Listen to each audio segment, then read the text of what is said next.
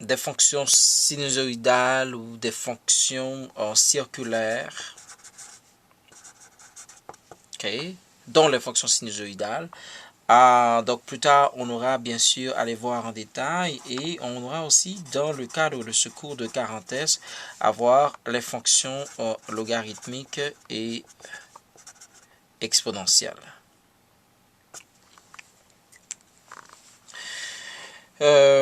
Donc ça c'est la forme générique des fonctions. Fonction linéaire comme une droite f de x égale à x. Algébriquement, fonction quadratique avec x carré, fonction cubique avec x cube, fonction valeur absolue avec bien sûr valeur absolue.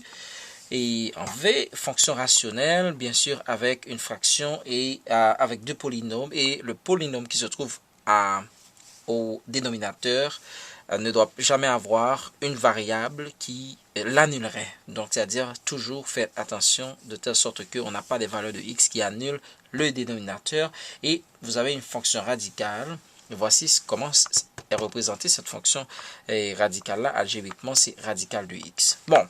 Alors, bien sûr, nous avons ces 6 fonctions-là. Bien sûr, plus tard, ça va venir, les fonctions circulaires. Bien sûr, une fonction circulaire va être représentée de cette façon-là, avec 0 ici. Et vous avez des valeurs maximales et minimales. Donc, vous allez avoir ce qu'on appelle une amplitude. Et vous allez avoir la période qui va sortir de ça à ça. Mais pour le moment, ce n'est pas vraiment...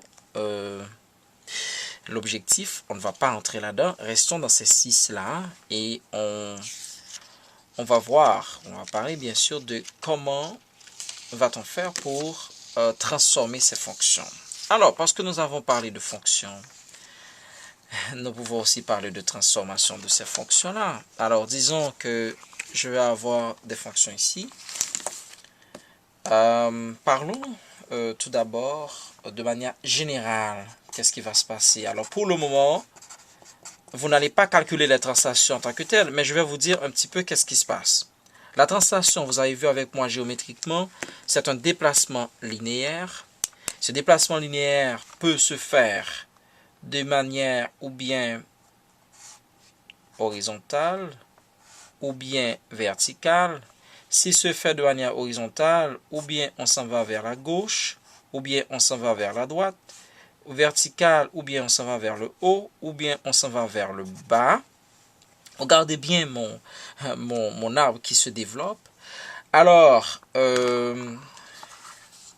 qu'est-ce qui va arriver ici? C'est que quand vous avez une fonction, je veux dire, je vais prendre une fonction radicale.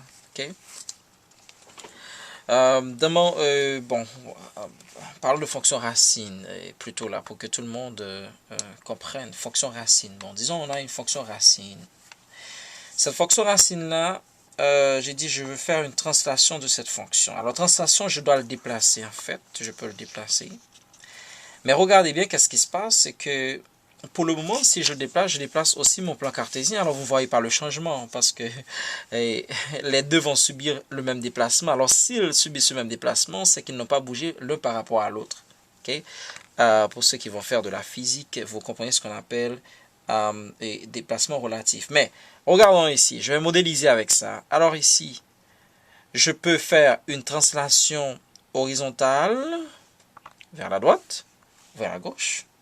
Ou je peux faire une translation verticale, donc en haut ou en bas. Dans les deux cas, si je déplace horizontalement, vous pouvez voir qu'est-ce qui change dans mon mouvement. Qu'est-ce qui change? Vous voyez, le Y ne change pas, c'est-à-dire les valeurs verticales ne changent pas. Ce sont les valeurs horizontales qui changent. Donc, toute translation horizontale va affecter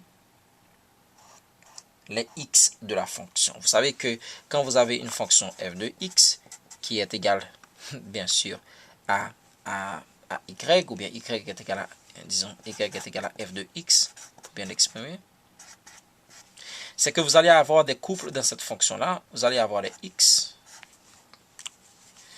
et vous allez avoir des y. Comment peut-on comprendre ça? Rapidement, on prend une fonction linéaire. Prenons une fonction linéaire. Donc, disons, on a f de x qui est égal à 2x plus 5. Quand x égale à 2, ça entraîne que y, on remplace ici x par 2. Alors 2 multiplié par 2, ça fait 4 plus 9, donc y égale 9. C'est-à-dire, on a le couple de 9. Si on fait la translation en tant que tel de 2, 9, si on fait une translation horizontale, donc en fait, c'est pas vraiment la valeur du 9 qui change, mais c'est la valeur du 2. Le 2 va changer. Alors, pas la valeur du 2, mais le 2 va changer. Et parce que le 2 va changer, on va aller, je vais aller encore aller, bon bien sûr, je vais continuer avec cette fonction racine. Le fait que, ok, ça change. Vous voyez? Donc, dans ce changement-là, une translation horizontale, donc j'ai dit bien, ça va affecter les antécédents de la fonction. Ça va affecter ceux qui font partie de la domaine, donc du domaine bien sûr, ça va affecter les x. Tandis que si on fait à partir d'ici, si on fait ce qu'on appelle une translation verticale, on monte ou on descend, donc ce sont les valeurs en y qui vont être affectées. Donc ici c'est x qui est affecté et ici c'est y de la fonction qui va être affecté. Alors, on ne va pas entrer dans les détails aujourd'hui, mais on donne un aperçu global quand on dit translation horizontale. Donc, là, vous avez affaire directement aux valeurs x de la fonction. Et quand on parle de translation verticale, ce sont les valeurs en y qui vont être affectées. Alors, comment ça va se faire? Parce que ça, c'est vraiment très important, comment ces valeurs vont être affectées, etc. Alors, quand vous avez, je vais reprendre mon exemple tout à l'heure, quand vous avez f de x tout à l'heure qui était égal à 2x plus 1, en fait, il y a plusieurs façons d'affecter cette fonction-là. Cette partie-là, le x, ok, tout ce que vous faites comme translation avec le x, bon, bien sûr, ça c'est au niveau horizontal et ça c'est pour le vertical. Oui. De telle sorte que si vous avez par exemple cette fonction que je transforme en 2x plus 3